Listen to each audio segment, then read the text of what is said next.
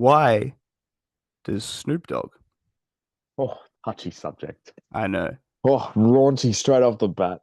Why does Snoop Dogg use an umbrella? Why? For drizzle.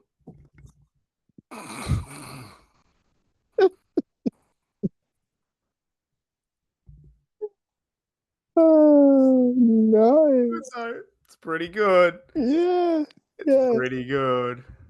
yeah. Here at the glass table, we're just like I you. like to play football, I like to watch football, and I like to talk about football. Yay! I like to play football and I like to watch football and I like to talk about football. But we do things a little bit differently around here. Life could be a dream, Jared.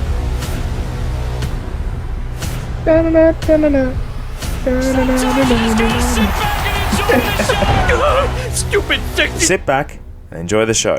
Hello, everyone. Welcome back to the glass table. We're at episode 95, and cheers to you.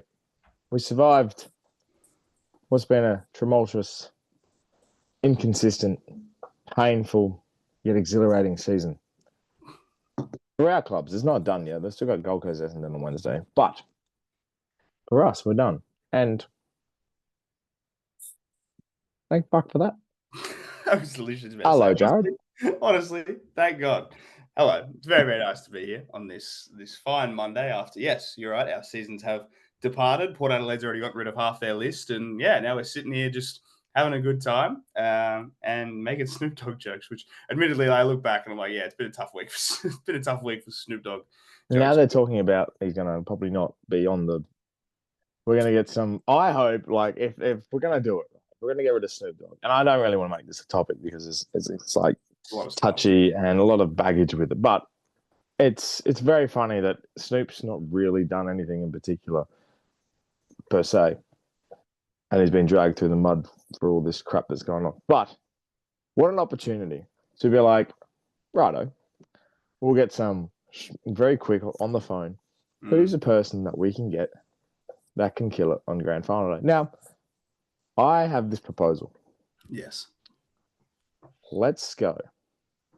22 years in the making, 23 years in the making. Guy Sebastian versus Shannon Noel. Oh, I literally just in my head just then, I was like, who would be able to be like this last ditch effort? Like who would just do it on a whim? Who probably hasn't got a lot going on right now and could just do it like this, and most of the audience would know who it is. Guy Sebastian. You are just released an album.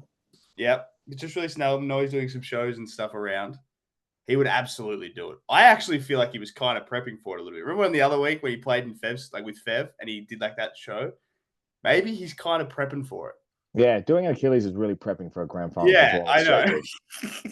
Really, that's why I did it, because I'm preparing for performing on grand final day. Ready to get up and stand and strum a guitar for a little while. I don't hate that stands a stretch. Sit. I don't hate really a leg of stand on that one.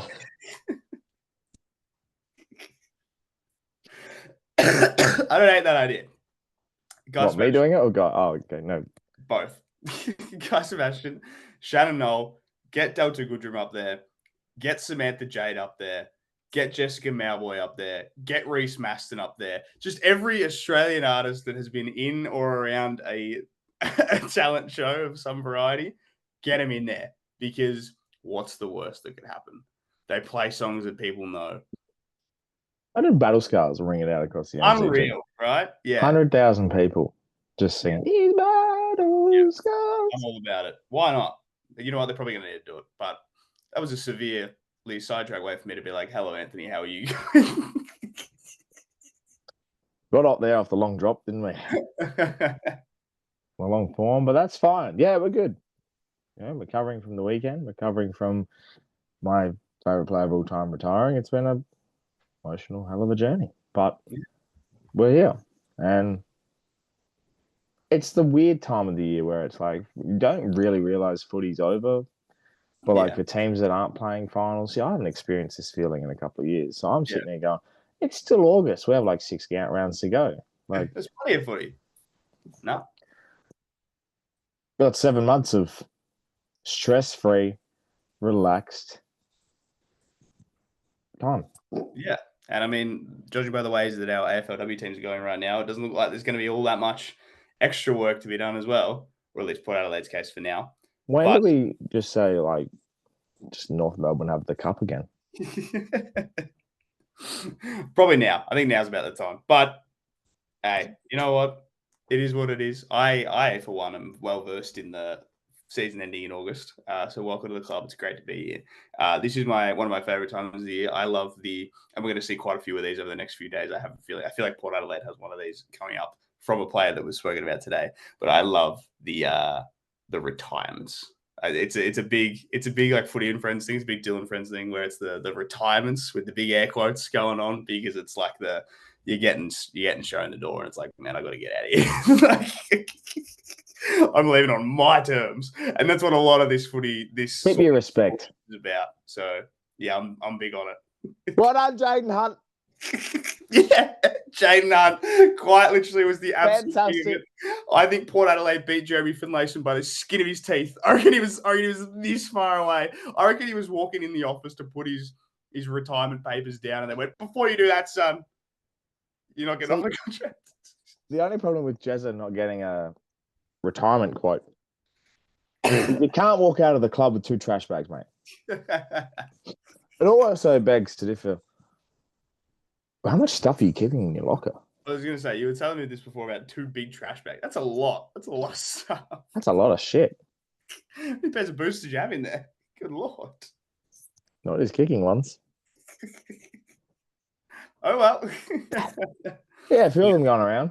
Yeah, Jaden Hunt was a big one today. I saw I'm that. surprised they got Jaden Hunt to have 2 graphics. Yeah. You know how players like, retire. I know he played for the D's and was around for the flag and everything, but he's one that you forget though that was there for the flag. I saw like the notification come through and it was like Eagles Speedster calls it quits, and I immediately went to Jack Petruccelli and I was like, oh man, I was like, that is an ultimate, and then I clicked it and I was like, oh, it's Jaden Hunt. I was like, it's not as good. Like he actually has been around for a while. Actually, what a flag. Petruccelli would have been peak, because he absolutely would have been delisted and it absolutely would have been a retirement. I was ready to go. Well, we got a couple big retirements and little ones. You can sort of categorize them. Yeah. In between one is Jimmy Webster. Yeah. But the Jimmy one was like I've been injured this year. I'm probably past it.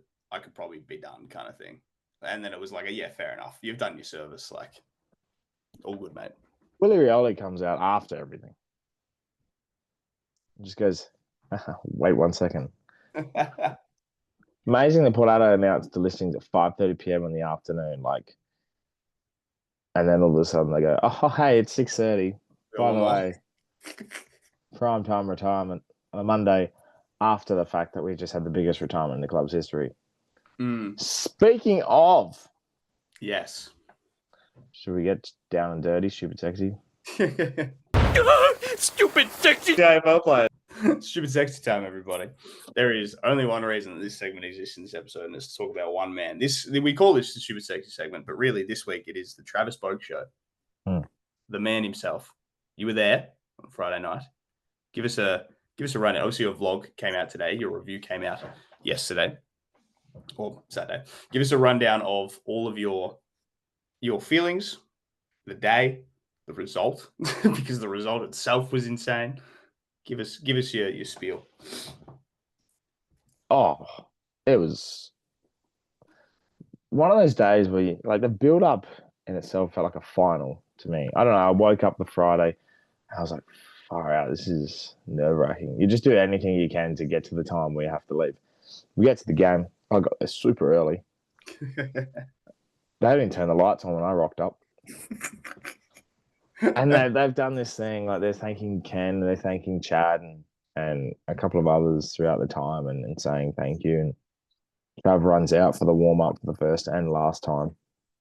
And everyone's clapping and cheering. Then, when that happened, you could feel everyone's anticipation. Everyone starts running out, and Trav on purpose waits to the last second to run out for the warm-up. With a warm-up, they run out at different stages anyway. It's not the proper warm-up or anything, but he runs out and he's just... It was like someone took a great mark inside 50. The applause was electric. And then they went in for the warm-up. Port Adelaide did one of the best... I reckon the club, Port Adelaide, have one of the best game day experiences anyway, if not the best. But the way they made this feel was like everyone was involved. They had, similar to the LED show at Gather Round, they had lights showcasing pictures of Trav at the top of the stadium roof. Wow. So they had different pictures of his career highlighted above. The riverbank stand was lit up with the best photo of him with his number 10 and everything. And then they had this brilliant 3-minute montage with the lights flashing everywhere. It felt like you're in a real light show. Yeah. So they did an amazing job. Couldn't tell. Like, everything was blurry because I was that teared up by that point. And then right at the end of the presentation, and it all flowed perfectly. You know how, with game day segments, they break it up and then there's a bit quiet and then they go to the next thing. They did the announcement of the presentation, did everything, did a 3-minute tribute montage and all of that. And then lights all pointed to the hill end. And they unveiled the number 10 Guernsey. Just dropped. Right? And it was just a swing of the head moment. And then they did that. Everyone started applauding it. I reckon for 5 minutes, people were clapping. My hands were hurting at that point. And then they've just done the biggest, smoothest transition of not giving in. Oh. It's just gone, doom. You'll see it in the vlog. Yeah. They've just dropped the Guernsey and then not giving in. Lights are out completely for not giving in. They start playing the Port song. The lights come on. Boys run out. See Trav giving his mum a hug and everything, and everyone starts crying. Every possession of the game clapped. Even the quick handballs. The ball would be 25 meters down the road, and they're just finishing clapping because Trav did it. Like when Blues fans woof little kicks, and they're woofing way longer than the actual kick is.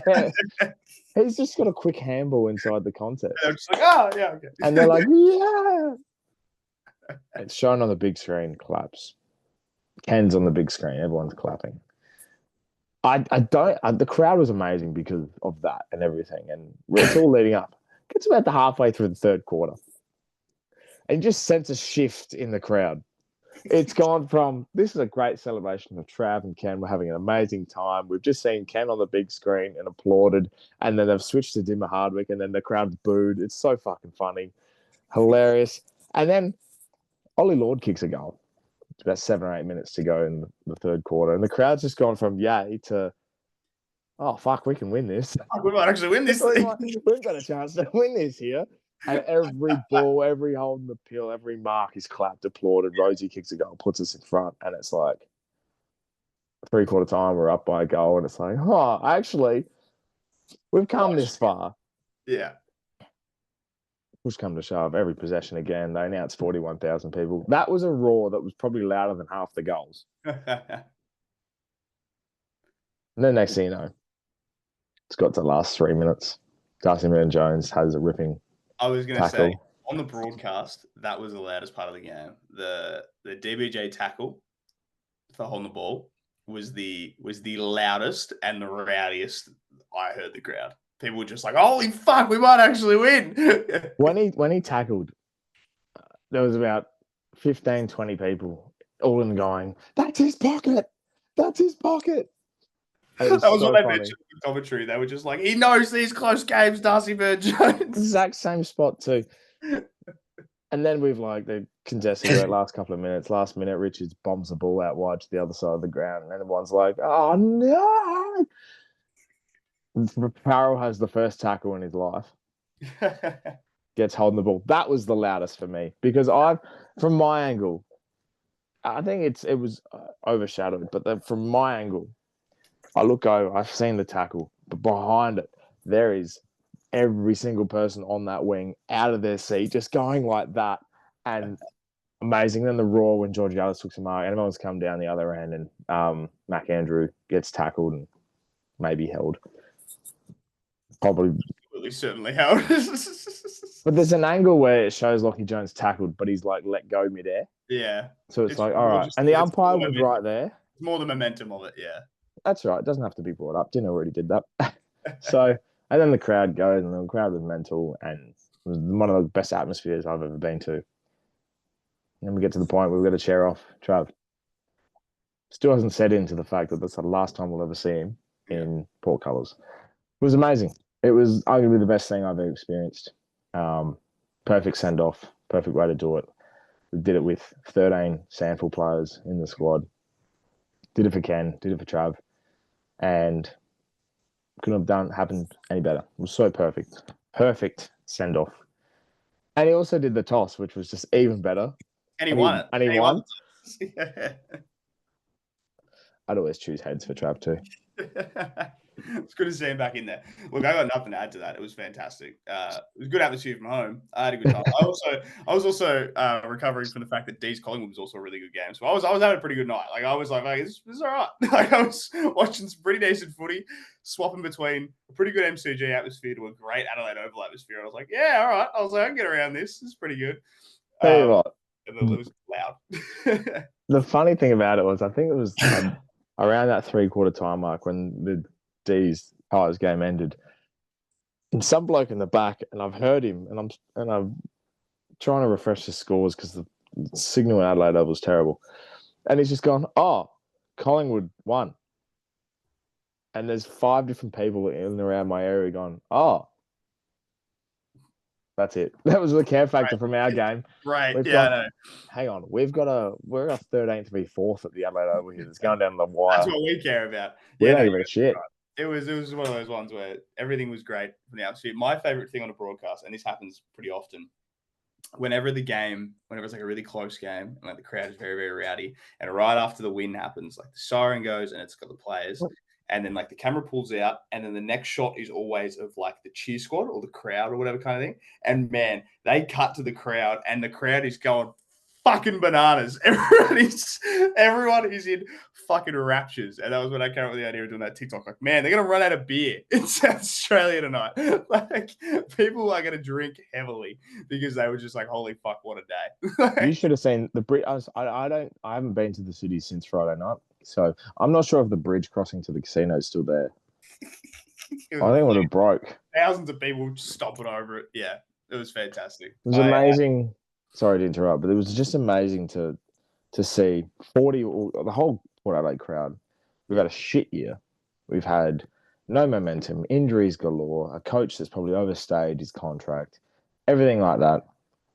Every single person in that crowd, and people at home as well that probably couldn't make it, have just put all of that baggage aside and have become, and we still are. I still firmly believe we're still the best fans in the league because we still turn up. You get that.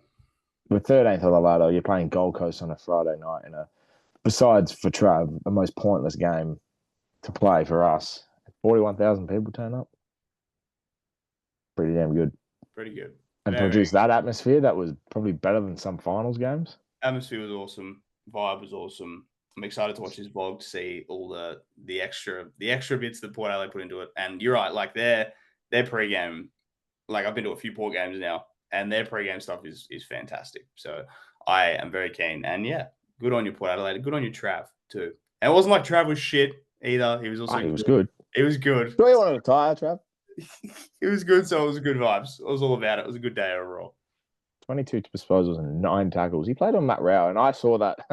I saw him play in the midfield. I got so excited. I was like, far out, Trav's playing in the middle. That's killer. Full-time mid. And I saw him, he started on Matt Rao. He didn't leave Matt Rao's side all night. And I've just seen that for the first time going, shit. Trav's going to get fucking burnt. He burnt him. Yeah. Experience beats it, mate. Especially when he was mic'd up. I didn't realize he was mic'd up until I got home. And I saw the comment of, I got the rest of my life to recover. I got the rest of my life off. Yeah, it's like the rest of my life off. What am I'm not going to hold it here. I think I put a tweet out the other day. The live mic'd up when they were showing it at like the quarter time breaks and stuff was really, really funny. Because it was just like Trav just be like, yeah, boys. Come on, boys. Go, boys. It was a lot of that. It was just a lot of go, boys. It's pretty good. Typical. It was pretty good. You can take the 2000s out of Trav, but you can never take Trav out of the 2000s. Exactly right. Sort of comments. Yeah, fantastic. Good vibes. Yeah, it's pretty good. Yeah, there was a part in vlog that you'll see, and then everyone can see if you watch it. I was like, I got the camera out with the first quarter, and I was like, all right, we're doing a bit of boat cam for shits and gigs. It was in the forward pocket, and he's tackled round. Rouse thrown it, all caught. And I've gone from, Trav cam to, whoa, look at that. That's ball. He would have had a shot on goal. But anyway, that's besides the point. Little gripes in a game that was fantastic. Good on you, Trav. You did very, very well. Good on you, Ken, too, as well. The double. And good on you, Rory Atkins. Fuck yeah. Well done, Chad Collins. My favourite tweets during the week were the Port Adelaide send off a club legend. What a hero! What a legacy! What a foundation that he has set for his future. Thank you, Rory Atkins. It was extraordinary.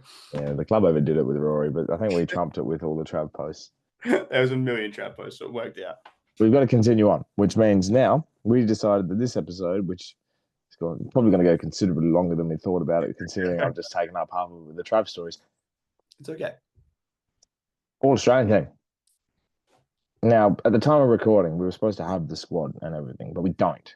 No. Because the AFL were like, actually, leading up to everything, it should be Tuesday. Yeah. Either that or Port Adelaide requested the fact that we're actually going to release Willie Riola's retirement at the time. So, all right, so we're going to go All-Australian team. Jared, and the team is obviously not picked yet. Neither is the squad. And it's really annoying that we're doing this before. But besides the point, we're going to give I think I have a fair idea anyway. Looking at the players in this defense, it's, I think, an interesting vibe. I have had not done this. This guys already jumped out to me. Yeah. I haven't done this at all. This is on first see, first serve basis. There's no research. There's no nothing. No. This is a general glass table sort of conversation. Who's in your All-Australian team? We're doing it together as well, by the way, just in case you're all that. But yeah. It's a lot better when we do it together. Yeah. That way, any sort of tiff or anything like that, we do it off screen. Exactly. Mm-hmm. So, if I'm picking it, I'm assuming you're putting Cal Wilkie in there. Well, he was one of the three. And one that is also going to hurt you severely is I think Josh Worrell's in there too. I agree with that. I don't know. I think it's out of the two, though. I think my three for this back three would be Josh Worrell, Sam Taylor, and Cal Wilkie. Sam Taylor's missed a lot of footy. Yeah, but I think he's just really good. That is true. All right, so we can confirm Josh Worrell in there. I'd put Josh Worrell. Yep.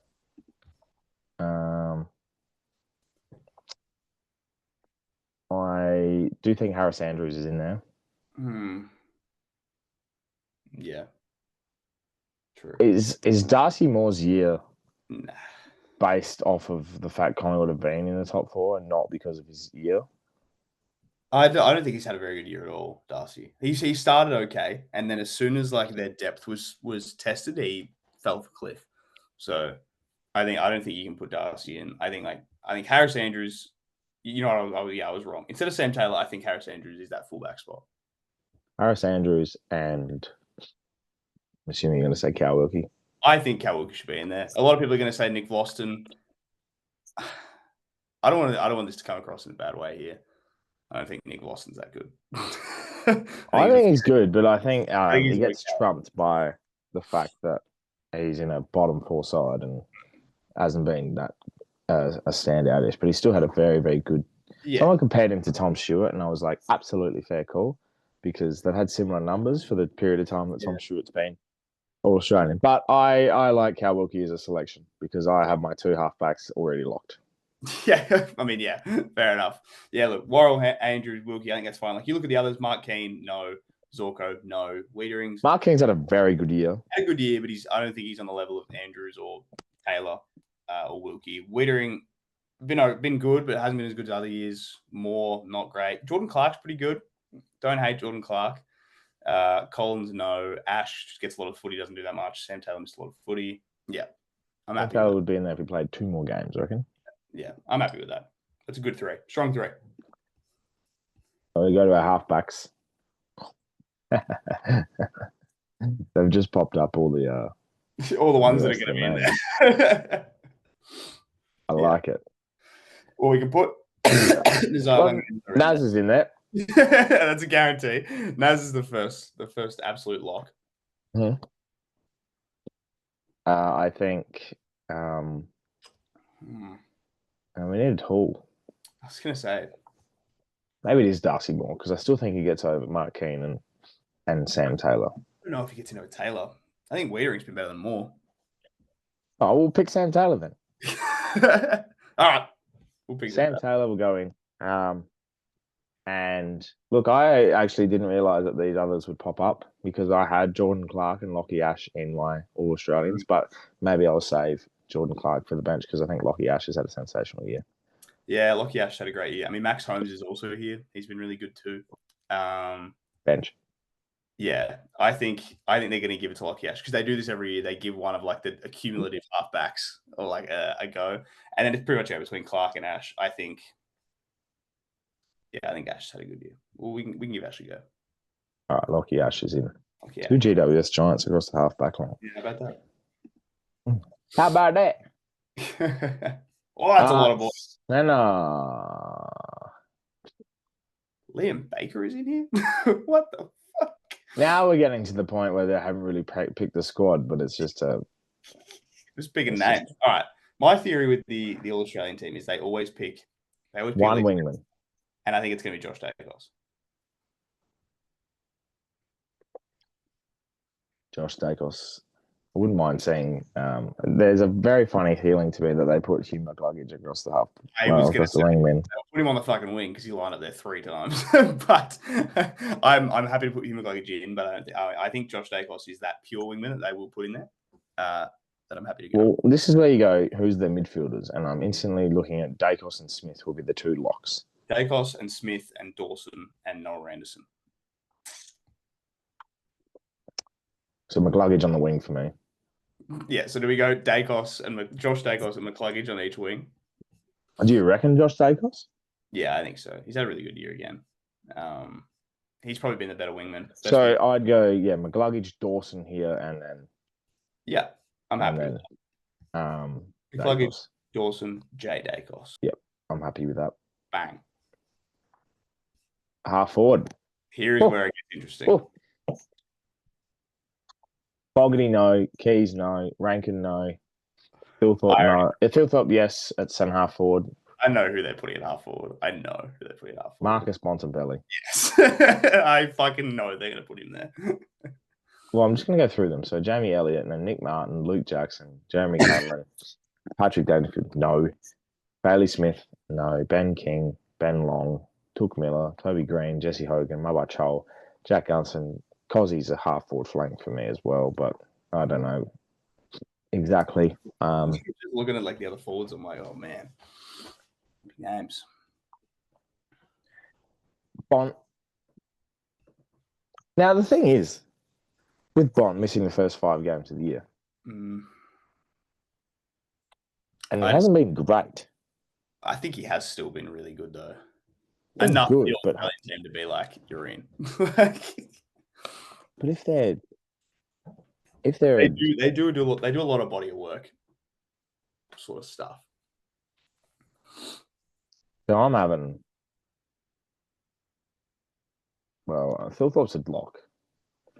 Yeah, Philthorpe and Jezza are the 2 main keys. Who goes at half forward? I think. Look, he's had a slower back end of the year, but like Jamie Elliott will probably get one.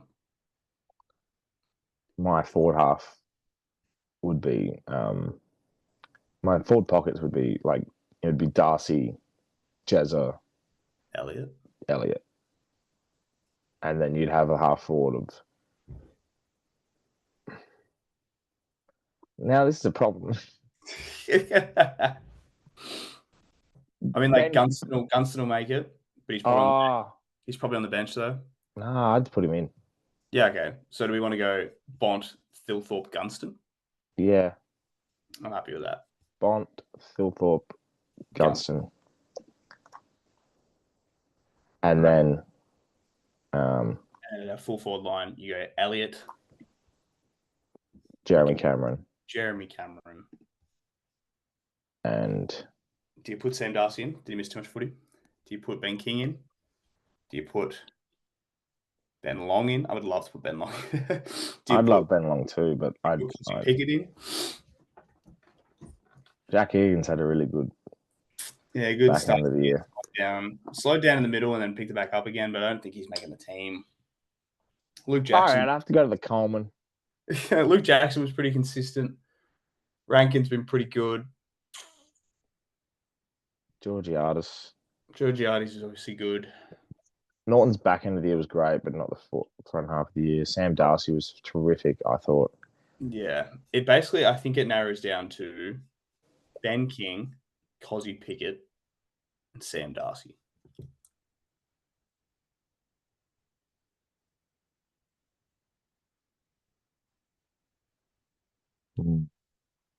What a hard forward line. This is really difficult. Like Pickett kicked 40 goals for the year and had a lot of.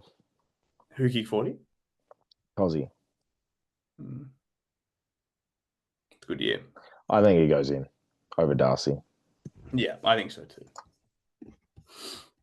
All right, I'd love to pick him. Tough stuff. Followers, who's the ruckman? Far out. The big boys. I think it's Max Gawn. You reckon? Yeah. I don't think Grundy did enough. I think Sydney had a better year than.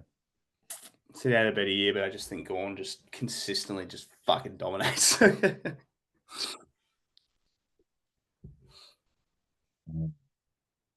Luke Jackson had a pretty good year. I honestly, I think Brodie Grundy really did enough. Problem is they're both in teams that you can't argue for because they both missed finals. Yeah. You can't be like, yeah, but like look where he got them because they both went nowhere.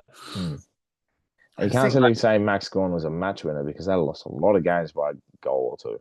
Yeah, and like I feel like Max being captain kind of adds to it. Like I think Max being captain adds to his resume of he could make it. It's a tough one. This is really hard. Gawn and Grundy. Really what fucking year are we in where Gawn and Grundy? Or Tristan Cherry. It's not going to be. I think Sherry missed a bit of footy this year through suspension and a bit of injury and stuff. I'm happy to pick either, but I would prefer Grundy. But we can go with Gawn just for the sake of being safe. I think here's my theory. If you make Gawn the ruck, you can't put Grundy on the bench. But if you make Grundy the main ruck, you have to put Gawn on the bench, kind of thing. Like I think you have to put Grundy and Gawn together if Grundy starts. But if Gawn starts, then you probably don't have to put Grundy in. I don't know why I have that theory in my head. So I'm happy to start with Grundy as long as Gawn finds his way on the bench. I'm picking Max Gawn then. And then the other two, self-explanatory, Dacos and Smith. Dacos, Bailey Smith. Noah Anderson? Bench. Yeah, he has to be. Nick Dacos, Bailey Smith. Well, there's a lot of names on the interchange. Let's start with guarantee Noah Anderson. Yeah, Noah Anderson's a guarantee. Max Holmes is a guarantee. Is he a guarantee though? Has to be. Because I'm looking at a few names here where I'm like, Caleb Strong have a better year than Max Holmes. Jordan Clark, a better year. Matt Rowell. Tom Green. Zach Butters. Connor Rozee. Zach Butters. We have to pick Zach Butters because Ken called us delusional if we didn't. Yeah, I did see that. But the thing with Zach Butters' year is he did miss that lot of footy at the start. Yeah, that's what makes me think it's the same as the Bont thing. So if you pick Zach Butters, you have to choose between Butters or Bont in your All-Australian team because they missed the same amount of footy. Yeah. And they had equally as impactful games of footy throughout the year. One team was considerably better. The problem with picking Bont is the fact that you then come up with questions about Ballydale and Ed Richards. Are they missing out because of Bont? Whereas Butters is outright. Georgiades has his own position, won't be selected. Connor Rozee missed a chunk of footy as well and probably was a little bit less consistent. Yeah. So it's either Bont or Butters, and we've got Bont in. So I just think they always pick Bont. That's just how they do it, you know. I don't want to be those guys that I don't want to be the ones that are complaining all the time. They just pick midfielders for this and then pick fucking 9 midfielders. But it just feels like that's how you have to do it. I would love to find a way to get Jordan Clark in this team, but I think Jordan Clark has to be in the team. Yeah, I'm pretty happy to make Jordan Clark our number 2 on this bench. Yeah. All right. Jordan Clark, Noah Anderson. Now, Matt Rowell's had a pretty good year. That's what I'm saying, right? Rowell's had a great year. Tom Green missed a bit of footy. But, Rowell had a great year. Sherry. Is it Rowell versus Anderson? I think Anderson definitely makes it in over Rowell. In terms of just match-winning abilities, Anderson makes it in. All right, I'm going to get their stats up. So you think about that. I'm more trying to cancel people out. Norton, no. Libben, no. Bailey-Dale, no. Liam Bacon, no. Heaney, no. Sinks, Higo, no. Taranto, no. Georgiades, Rosine, no. Larky, no.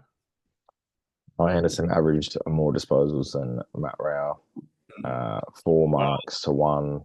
Matt Rowell had more tackles and clearances, but both were pretty good. Yeah, Noah Anderson probably a pick over for me. Good choice. Ed Richards has a case for himself, but I think he's got to be one of those heartbreak ones that miss out. Merritt? Zach Merritt's really good. Again. But again, they also played him off half back sometimes, and that was kind of weird. I don't think he gets hit with Essendon's. Yeah. Noah Anderson, Jordan Clark, Max Holmes, and Sam Darcy. Sam Darcy's his second ruck then as well.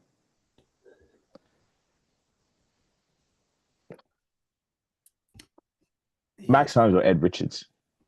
Yeah, here's what I'm saying. Max Holmes has been really good, but has he been better than Ed Richards? Has he been better than Butters? Has he been better than Rowell? Oh, I'm going to have to compare the pair, aren't we? I'm just trying to eye test this. I'm lucky you're not testing with your ears. For everyone that's not aware, which is everybody, my left ear is absolutely busted. Wouldn't hear about it. Finn Callahan, he had a good year. I think everyone's still living off the fact that he had a great debut, great round 1. No, but he had a real good year though. He was good in last round. He had a good month towards the back end. He has been really good.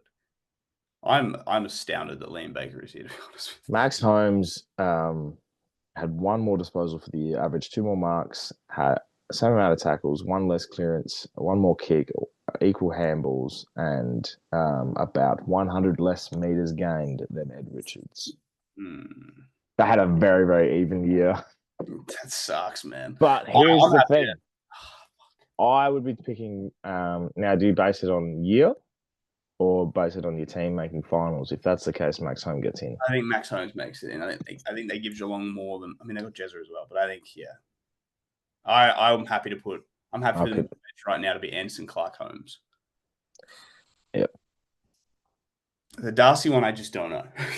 He missed a bit of footy. Caleb Sarong missing. Yeah, and that's another one. Sarong's been so good this year. Ben King.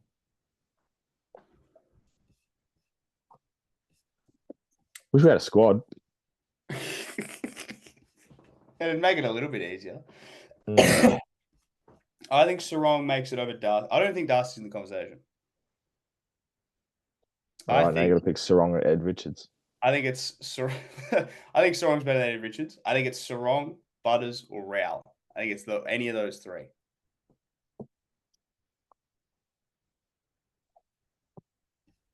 Three have been really good. I'm trying to keep my biasness out of Butters. I know. And he missed a little bit of footy. And I suppose that's what Sarong and Rowell have above Butters, is they've done it all year.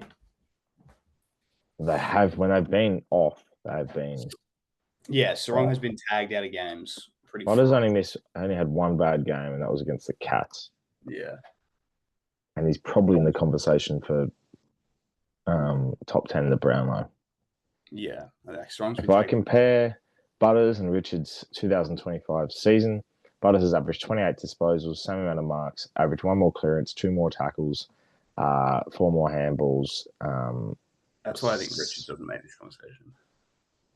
A bit less made his game, but Butters is more of an in and under operation. Maybe it is Zach Butters. Let me compare him and Sarong. Yeah. I think And this could be the definitive one. I was going to say, I think it's a Butters or Sarong kind of job here. I remember being really confident last year that we'd pick the right team, and we were pretty close. I think we only had 2. We have a good eye test. Yeah. Whereas this year, I'm not confident at all. Like, I feel like we could get like 6 of these wrong.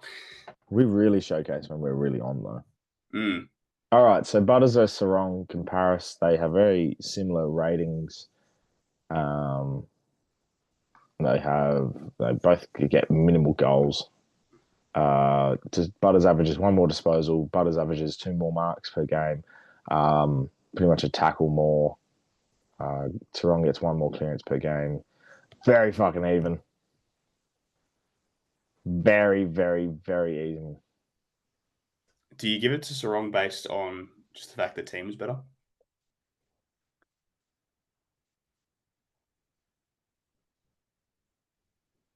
Or do you give it on the fact that Butters has carried this poor team? 9 times out of 10, I feel like the All-Australian selectors have gone. They don't care about standings. But also, we're picking our own thing. So 2 key forwards 2 years ago, and North and West Coast were 17th and 18th.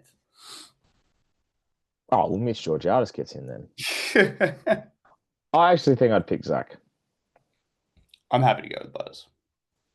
But I wouldn't be surprised if to pick Sarong or Rao or Richards. This is our team, so we're picking based on what we think. I'm happy to go with Butters. I don't want to be called delusional by Ken.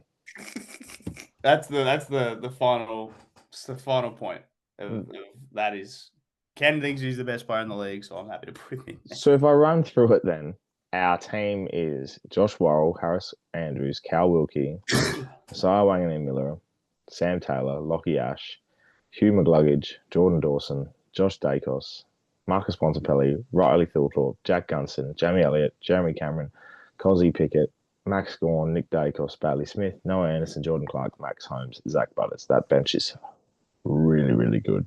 I'm not confirming it yet. I have a theory.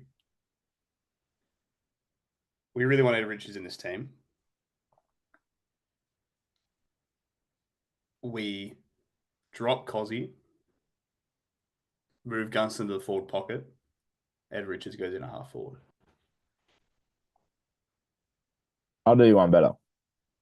Ed Richards off the wing. Josh Dacos out.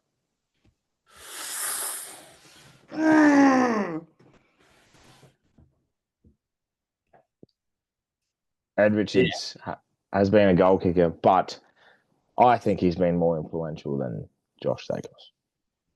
I'm happy to do that. All right. You're out, Josh. Ed's in.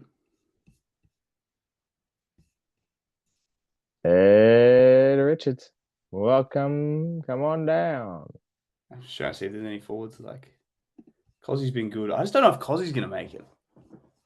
I think he's been good. I think he's better than some of the forwards that are in there. They're going to pick 2 tools and Jack Gunston. Thilthorpe, Jez, Gunston. They'll give it to Elliott as well. Bont, Pickett. Yeah, okay. I'm happy with that. Watch them pick Isaac Heaney. I was going to say, they'll fucking find a way, won't they? No, he shouldn't make it. All right. Finalise again. Josh Worrell, Harris Andrews, Cal Wilkie, Isaiah Wanganeen-Miller, Sam Taylor. I'm so unconvinced on that half back line besides Naz. But I don't know about Ash. Now I'm confused about Ash, and maybe Jordan Clark goes there and we fit in someone else. Yeah, I want to do that. But I think Lockie Ash. I don't think Ash has been that good. He has been good. He has been good, but I don't think he's not invested in Jordan Clark. You know what? While we're here, I can edit this stuff out. It doesn't matter. But while we're here, I'm just going to look up some people's teams on Twitter, see what they're thinking. I'm going to take Jordan Clark off the bench. And we're going to put him in over Ash. And that opens a spot on the bench for Caleb Sarong. Because Caleb Sarong has been better than Lockie Ash.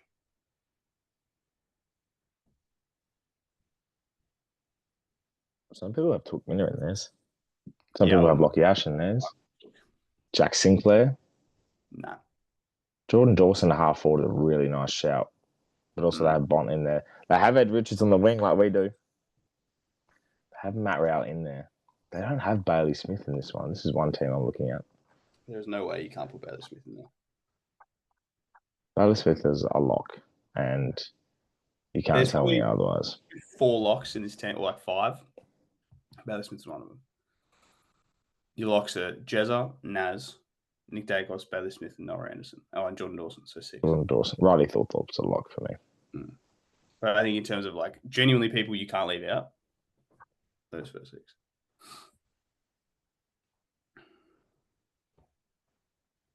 No one has Caleb Sarong. And I think we're onto something. I think we're onto something too. I think Sarong's good. I'm happy with this team. Like, I really think, like, Lockie Ash, I think you need a genuine halfback because we've got one there. And I think Cal Wilkie and Josh Worrell complement each other perfectly. Mid-sized tools who run. Yeah. I think Naz is your lock in there, can go into the midfield. Sam Taylor. Miffy on Sam Taylor. I think he's done enough. But maybe it's like, yeah, just have Cal Wilkie at centre half forward, centre half back, and then you have Lockie Ash and Jordan Clark as a back pocket and a half back flank, and then you can fit in a midfielder. I am happy to do what you said. Take Taylor out. Wilkie to centre half back. Jordan Clark in. And then Sarong to the bench.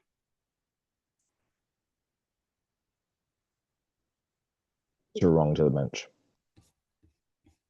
Yep.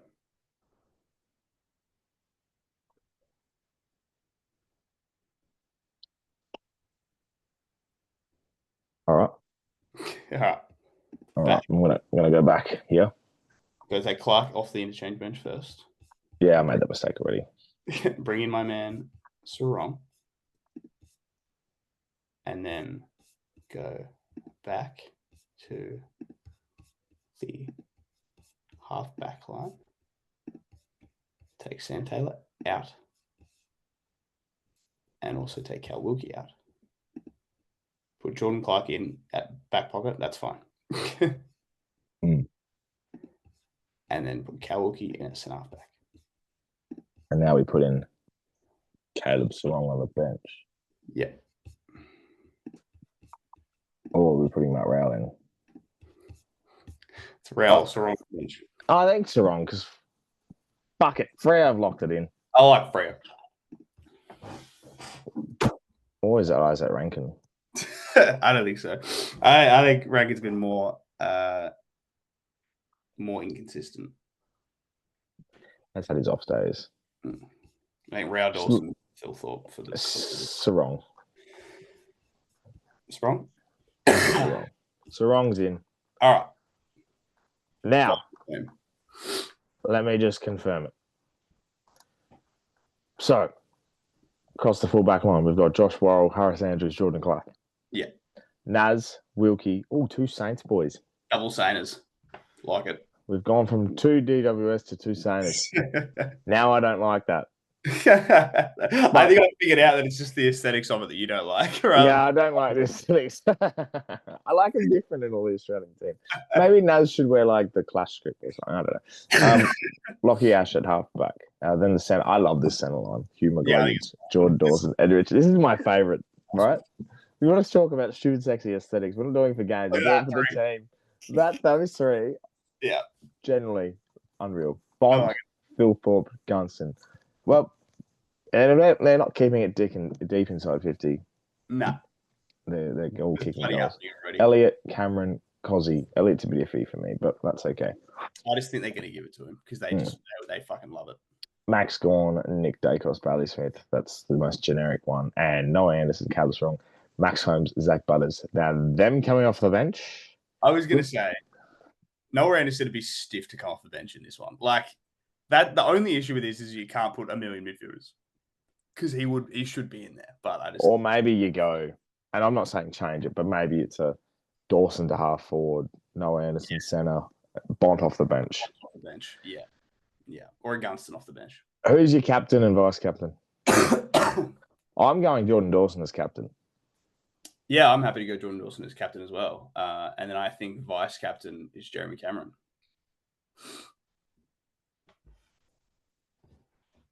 I love it. I think it's fantastic. I'm hitting submit. Let's do it. Confirm it in. I'm not sharing it to socials because I'm scared. Maybe you could share it.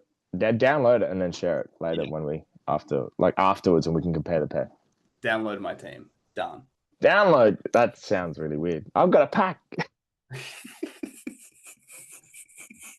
Oh, my team is here. Oh my god, I downloaded it straight on the screen. There we go. Wow, I had 3 business days for me to come. How do I download? There we go. Team. Well, let me download. It'd be really funny if like some of these guys aren't even in the squad. Anyway, well, that's all shown in team. And before we talk about, we leave. We've got one more thing to talk about. Oh boy. You are ready for the most extensive round 24 +1 game preview ever? No. So, the Suns and Essendon playing on Wednesday night. I feel like it's one of those forgotten about EPL games that get remade. Like, that's rescheduling because it's an FA Cup ties and they have to put it on a Tuesday. They just throw it in for no reason. So if Gold Coast lose, they don't make it. Gold Coast win, they obviously make it. Margin differentiates if they play in Perth or if they play in the Expansion Cup, which we're kind of hoping for the Expansion Cup. A little bit, yeah. Yeah.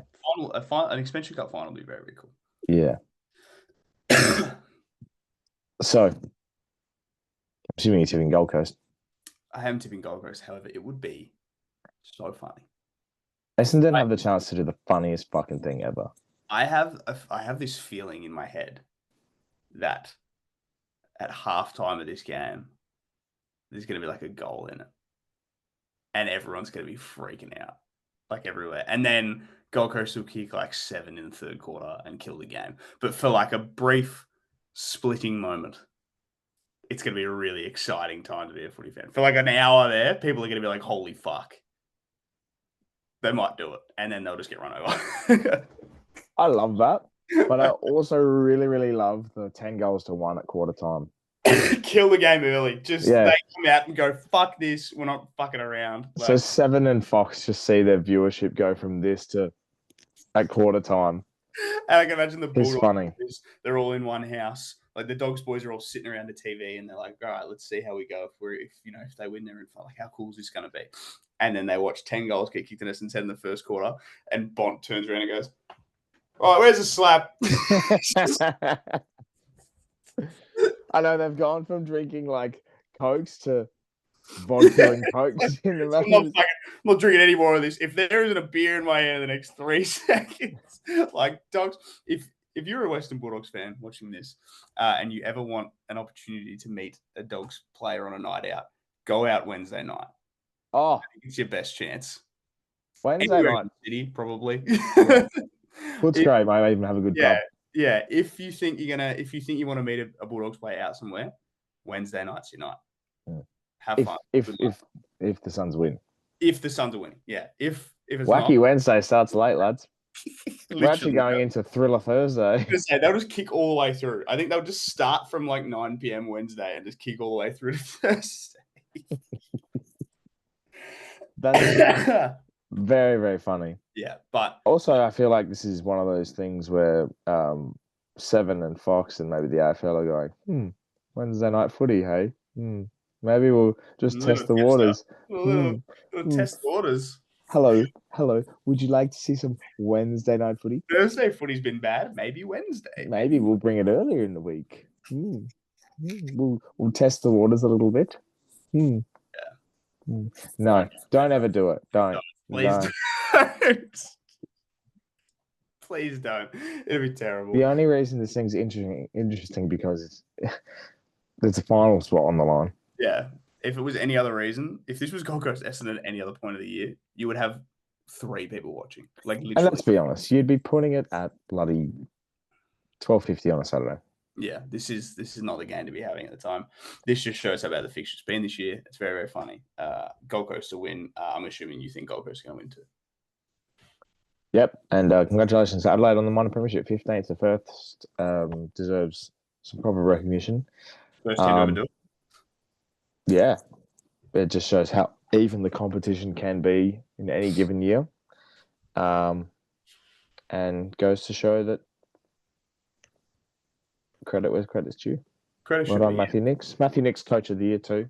I know a lot of people have said, and particularly Kane Corns was probably the first person to say it. But I think he's the coach of the year.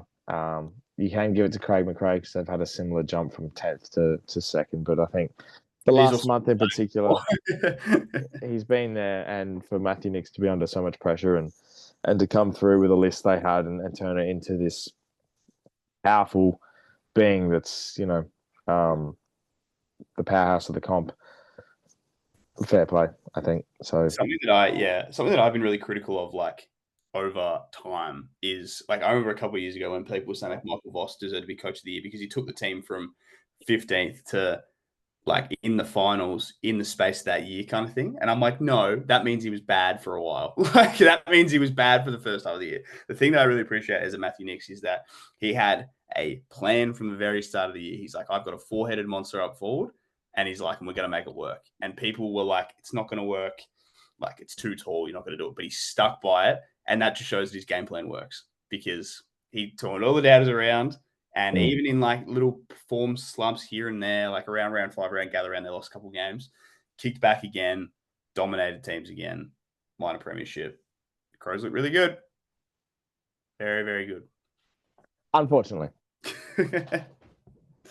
Unfortunately. But that's actually another thing as well. The qualifying final fixtures came out today. Adelaide Collingwood, Thursday night. Adelaide Oval. Geelong Brisbane on the Friday night. At the MCG. At that G. And then you suspect... like, man, Geelong and Brisbane play each other in finals all the time. And I was like, yeah, they're just good games. They always play each other and they're always really good. Yeah. And then you'd assume, regardless of what happens on Wednesday night, it's going to be a Perth Saturday night, and then the Giants will probably host the Twilight. Giants during the day on Saturday as well. It's going to be very exciting times. You were at Geelong Brisbane last year, and the vibes were very, very high. It was a great game of footy. And if it's anything like that, definitely very high. You were also sitting in row ZZ. So definitely very, very high. Yeah. Yeah. They look like ants in a box. But it was a good game of footy. But it was a loud ants box. Yeah. If it's going to be anything like that, let's hope. Ants box. Loud ants box. Yep. Looking forward to it. Also, because I'm assuming that the two guys on top have not. I'm assuming one of them hasn't tipped Gold Coast, and I'm assuming they're both tipped Gold Coast. So it is looking likely that Nathan Nguyen is going to win the tipping comp this year with 156. He was tied with Geordie B, but has him on margin by 31 points to finish the year. Yeah, so Nate, I get unless you're ridiculous and you tip the Bombers. Will I contact you? Yeah, we'll contact and get you a Prezi voucher. You finished 7th at 150. 150 is a nice round number for you. I was 16th with 147. Couldn't get the carton from you. Yeah. So what do you want? I don't know. Cut and dry, probably. Yeah. Classic. Oh, well, well, then I say, I'll give it to you. Looking forward to it. But thank you, everyone, for tipping with us this year. It was obviously very, very good fun. Thanks for putting your tips in. Tips in all the time. And people kept on doing it to the end, too, which is very, very nice. And yeah, best of luck, everybody. We'll probably do it again next year because it was fun. 44 people joined this year. It'll be amazing little group there, and look forward to many more joining this year because it's been a lot of fun. Yep. I like it. Want more tips next year? Anyway, we're done. Yep. Thank you, everyone, for your All Australian teams. I can't wait for your comments about how I can't believe this person didn't make it. If you're typing that comment right now or have typed that comment, go ahead and just click backspace on that for a little while. I get it. I know. I understand. Deal with it. Okay? Just deal with it. All right? Give it a spell. I do not endorse, or GT does not endorse JT's comments or thoughts about people's comments. Give it a fucking spell, all right? Give it a spell. I know your favourite player didn't make it. I didn't put Ben Keys in because I didn't put Ben Keys in. That's why.